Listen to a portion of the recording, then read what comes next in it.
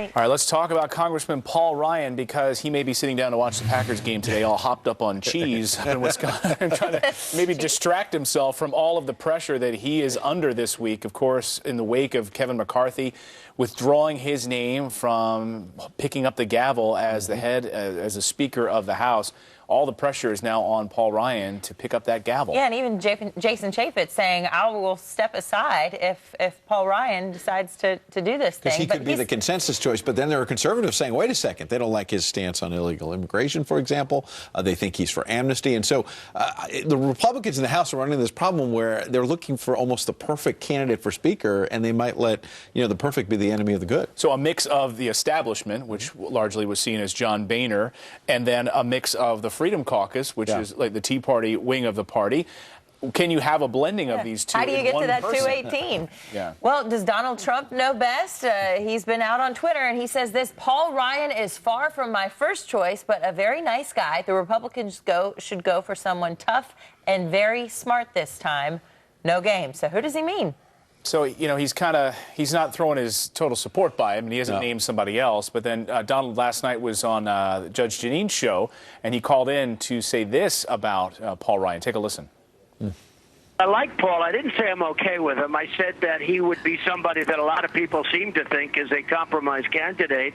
I don't know that he wants to do it. I like him personally, but I'd like to see somebody very tough, very smart. He is very tough, and he's very smart. But is he the candidate that's going to have to deal with the Freedom Caucus? Dana Perino made a really good point yesterday on the show. She said, I wouldn't go in there. If I was Paul Ryan, I wouldn't go ask them. Right. I would have them come to me. If they want me, they're going to have to prove to me that I should be in there. She didn't think that he should have to go kowtow to the Freedom Caucus. And at some point, whether it's Paul Ryan or someone else, they've got to grab that leadership mantle and say to the Freedom Caucus, you're either with me or not, because we're going to lead the party in a new direction. And that's what some people were crying out for in the wake of John Boehner stepping down and say, hey, here's a great opportunity for Republicans to show they can lead in the Congress. They now have both chambers, by the way, and it's up to them to get some stuff done. You've got the debt ceiling coming up. You've got the big budget problems coming up. And obviously, as Chris Wallace was telling us last hour, this could spill over into the presidential race.